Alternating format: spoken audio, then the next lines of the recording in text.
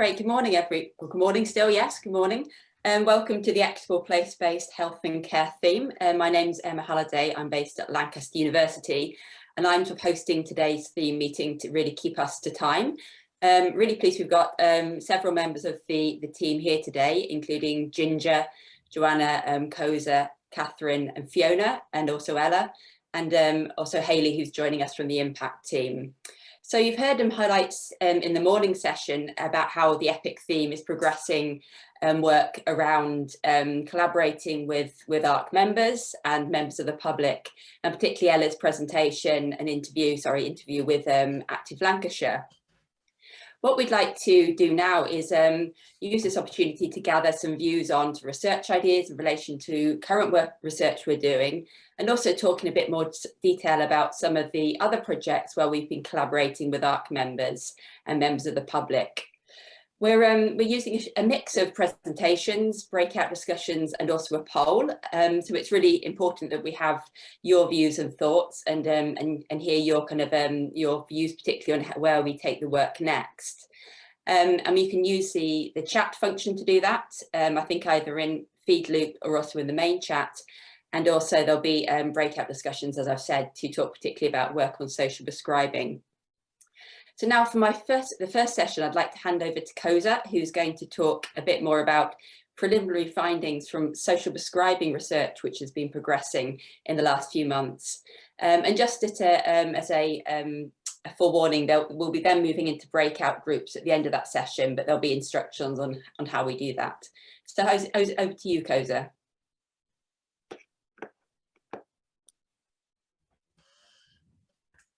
Hello and good morning everyone. I'm going to share some key preliminary findings from our Health Inequalities and Social Prescribing research project, which will then lead us into some breakout discussions.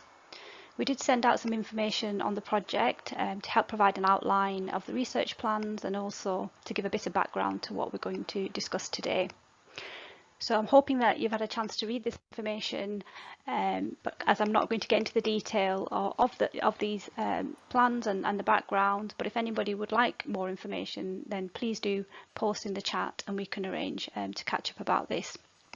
I'm actually going to focus on one aspect of the research, which was looking at the existing data that's collected on social prescribing and how we might be able to demonstrate the reach and impact on health inequalities. And we did this by looking at data that was held by two organisations delivering social prescribing in Pennine, Lancashire, referred to as Site 1 and 2 for today. And we wanted to look at demographic data such as age and gender and ethnicity, etc., as well as any other variables to try and provide an overview of who is accessing social prescribing and how and why they might access, as well as what outcomes we can demonstrate. So I'm now just going to highlight some of the key findings that you'll hear in the following slides. I think it's important just to mention that the data that we're referring to is service user data that's recorded by the organisations. And so when we're talking about who is accessing and who isn't accessing social prescribing, we're referring to the individuals and groups that were represented in the data. And what we found was that men, minority ethnic groups and younger people were less represented in the data and therefore least likely to be accessing social prescribing in those areas. Most of the referrals and service users from areas of deprivation as well, and older females and white ethnic groups were overrepresented in the data. Moving on to how and why people access social prescribing. We did want to look at referral sources, to look at if there was any differences in where people were being referred from. However, there was limited data, and what we can say is that the majority of referrals were from primary care, and this does highlight a potential gap in terms of those individuals who may not be accessing a GP and therefore less likely to be referred to social prescribing. Common reasons for referrals were welfare issues, mental health and social isolation. But we also found that there were a higher number of referrals for mental health for women in particular, and also in Site 2 of the young people that were accessing social prescribing, mental health seemed to be predominantly the main reason for referral. In areas of deprivation, there were higher referrals for welfare needs, and in areas that were least deprived, social isolation seemed to be the primary referral need. Other needs in relation to deprivation that were higher were for mental health, physical health, and welfare and financial problems, and poor family relationships. We also found some variations in case management, particularly in Site 1. Of the minority groups that were actually accessing social prescribing, they were likely to have 3 to 4 times as many actions as the white group. And we also found that younger people also had their cases open for much longer compared to the older groups, who seemed to have their cases closed within 30 to 60 days. And finally, we wanted to look at the outcomes and what we could demonstrate. Each of the sites collect a number of measures pre and post link worker contact, and this includes an ONS4 wellbeing measure, a patient activation measure, as well as the Warwick Edinburgh scale. However, there were low numbers of pre and post measures completed, but what we can say is that where there was some data, it did show some improvement in the scores and therefore moving in the positive direction. However, we really couldn't show any variations of outcomes across demographics or other characteristics to see if there were any inequalities in outcomes being experienced. So that was a quick overview of some of our key findings, but we will be writing a more detailed report, and we're also developing our social prescribing research ideas. So if anybody's interested in hearing more about the findings or getting involved in the social prescribing work that we're doing, then please do post in the chat and we can arrange to connect. We're now going to move into breakout sessions that will focus on the groups that are not accessing social prescribing, and there'll be a facilitator in each space who will guide you through the session, and this will last for 10 minutes. Thank you very much, and I hope you enjoy your discussions. I hope you all had some interesting conversations in the breakout rooms. Due to time, we haven't got time to go through the feedback, but we'll be producing a summary and collating the feedback from each of the sessions and emailing that out after the ARCFEST.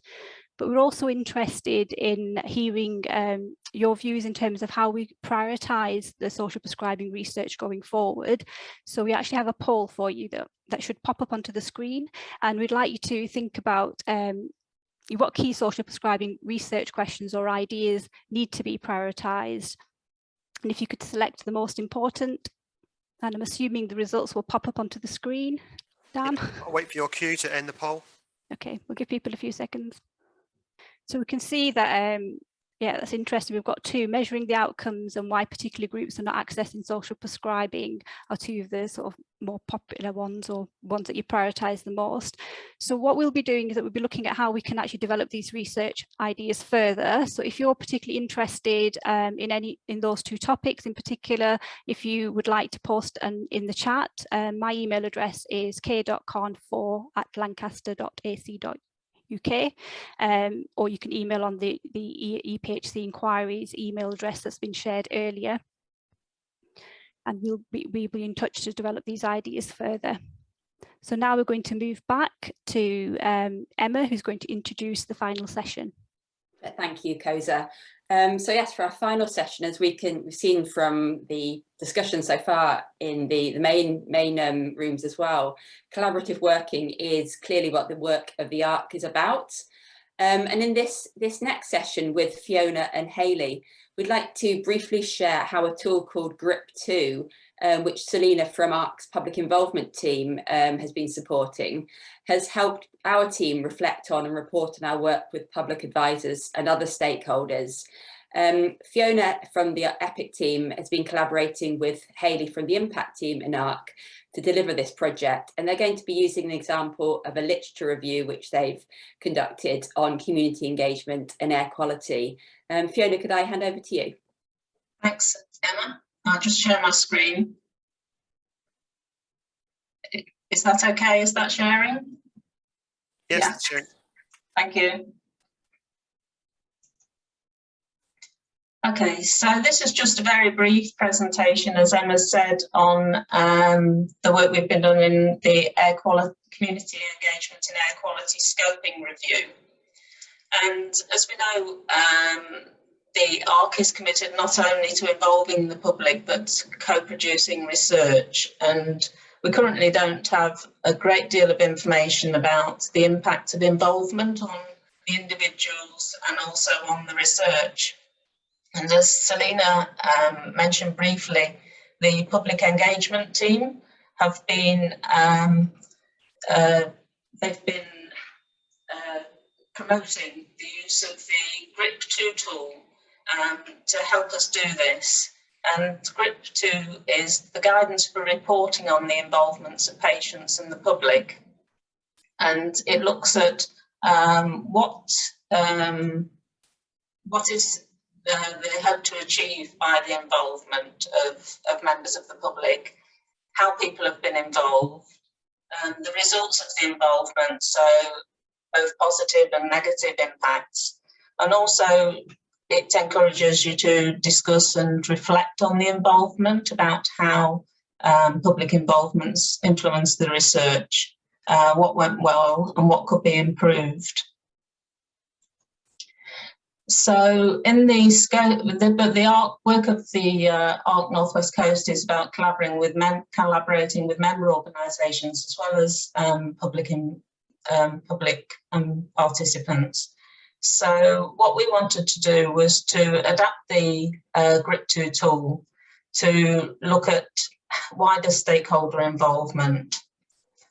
Just as a very brief bit of background, in case people don't know, the air quality work began in the Clark, but we realised as we moved into the ARC through resident conversations and talking to member organisations that it was still a priority issue. In the early days of the ARC, we conducted a review of local authority actions and plans that were available online to see how people were involved, and we found there wasn't a great deal, there was a lot of information given to members of the public, but not a great deal of further community engagement. So we decided to do a scoping review to find out what had happened, looking at the international literature. To do this, we created a working group made up of 2 public advisors and 2 environmental protection officers from local authorities, and also a representative from a local social enterprise, as well as ARC staff. And this group met regularly between June 2020 and January and March 2021 to sort of develop the review, work on the review. And Hayley will now talk a bit more about how we use the GRIP2 tool to communicate or to reflect on their involvement in this collaborative working. Hi everyone. So when we submitted our journal article for the scoping review, the reviewers expressed an interest in the working group we had convened to undertake the scoping review. However, they felt we hadn't explained it fully. So we utilised the GRIP2 tool, which was shown to us by Selina, to facilitate the explanation of why individuals were involved in the research, how they were involved, the impact their involvement had on the process, and the learning we as researchers and public advisors and members took from being involved in this way, and how we could do things differently. So in our revision of the review, we've described the role of the working group in the methods section and in the discussion section, and have included more detail in a GRIP2 table included in the appendices. Developing this was supported by sending a small feedback survey to the working group about their experience of being involved. So in the paper, we have detailed why the working group were involved in the review. For example, they all had an interest or experience and expertise of engaging communities in addressing air quality. We also detailed the ways in which the working group contributed to the review. For example, they helped refine the focus of the review questions. They reviewed summaries of the papers we identified and used their experience to highlight whether the example constituted active participation of the community. They informed what data we collected from the papers from both a public and practitioner perspective. For example, looking at outcomes for individuals and the community as a whole, and the impact the activities had on addressing air quality and improving health. They checked the data we as researchers had extracted from the papers to check whether it was complete and accurate. They interpreted the findings and highlighted the themes generated that were most important from their perspective. For example, collaborative working and the use of technical language and the challenges faced by organisations. And finally, they contributed to edits of the review write-up and suggesting ways or forums to disseminate the findings to have the most impact on practice. We discussed the impact the working group had on the review. For example, bringing specialist knowledge or experience from their role working in statutory organisations or from working with communities, or their experience as a resident in areas of poor air quality. This enabled different perspectives to be brought together in meetings and discussions that facilitated the interpretation of findings from the papers we included. There was also an element of capacity building. For example, developing skills from being involved in the review process, learning about different approaches that have been used to engage communities in addressing air quality, and considering the things that help or hinder these approaches. And lastly, we reflected on the things we could perhaps do differently in the future. For example, difficulties associated with remote collaboration and thinking more creatively about involvement in this format.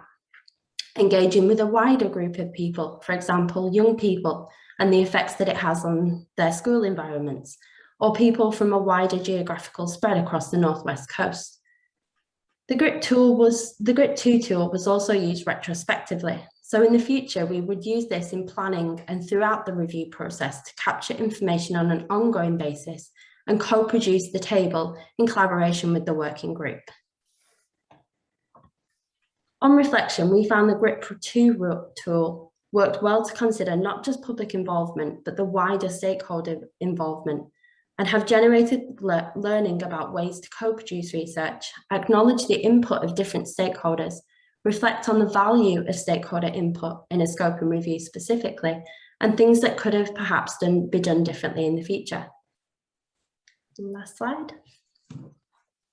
And finally, we'd like to thank the members of the review working group for all of your contributions, and thank you all for listening. Thank you, Hayley and Fiona. We have a couple of minutes. Are there any questions specifically about the engagement of the work around air quality, which people in the group meeting would like to ask Hayley or Fiona? You can post those in the chat, or obviously just put your hand up virtually or actually.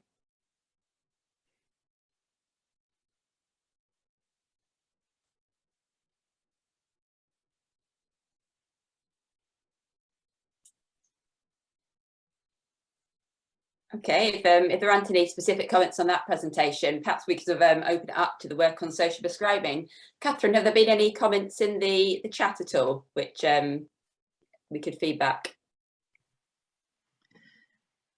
No, primarily a question to paste the chat from here into Feedloop, which I've just discovered is too big to cut.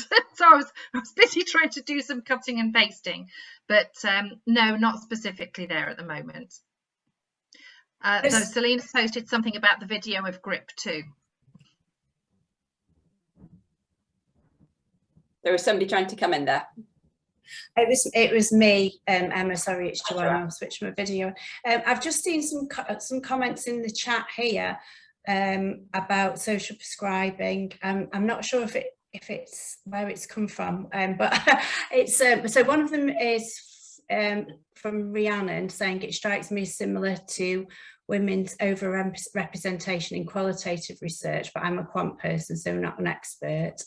And Ian has said there may be some useful learning from the current COVID vaccination outreach strategies where hyper-local dynamic approaches to engaging underrepresented groups are key, but not unique to social prescribing.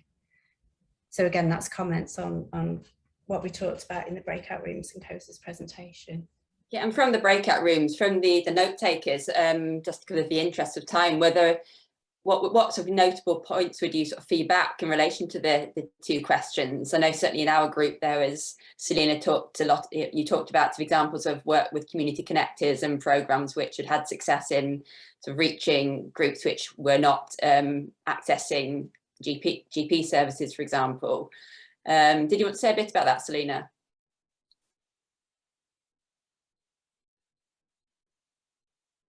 I think you're muted at the minute.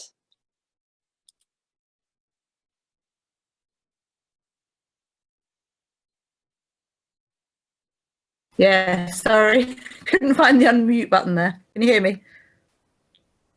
Can you hear me? Yes, we hear you. Oh, okay.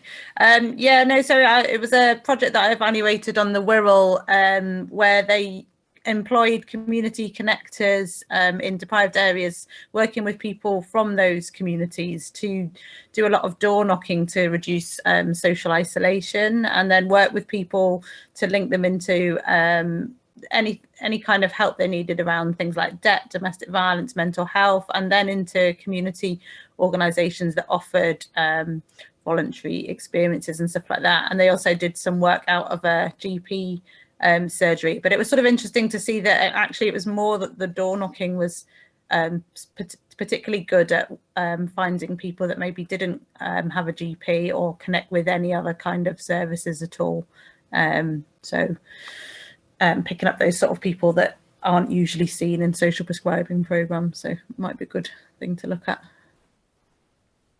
Thanks, Selena. And Catherine, I think you were note-taking for a group. Is there anything you'd feedback from that? No? No, because I never actually got into a group, despite the host's valiant effort. So apologies. We're just in the final minute then, because see I think we'll be moving back into the main session very shortly. I'll just invite it to any sort of further comments or questions before I wrap up. I did comment that we need to do more awareness raising about social prescribing, because some people felt that that's replacing the care they're going to get from their GP. This is Dr. Sakeji, sorry. So I think it's there, we know it's there. People are not assessing it. Why are they not assessing it? Do we need to do more? Like somebody just said with the COVID vaccine, maybe we need to go back a bit and do more engagement, with different community groups, with the public, to raise the awareness of the importance of social prescribing. It's not replacing your care from your GP. It's something that is adding more to your care. That's the way I look at it. Thank you. That's a really important point. Thank you. Thanks, Dorcas. So before we move back, I want to promote a learning exchange on social prescribing, which will have a focus on health equity. We haven't got a specific date, but it will be taking place towards the end of November. So if you're interested, please keep an eye out for that on the ARC correspondence and social media. So just finally, thank you very much for everyone's contributions and for coming along to the session. Sam, I think you've posted in the message that you're interested in getting in touch about the social prescribing work. And if anyone else is similarly interested, please email COSA or the general ARC email, and you'll be sort of signposted to our team. So now I think I'll call this to a close, and you can go back into the main session where I think we'll be hearing a cross-cutting theme presentation from Midas and Chai. Thanks very much.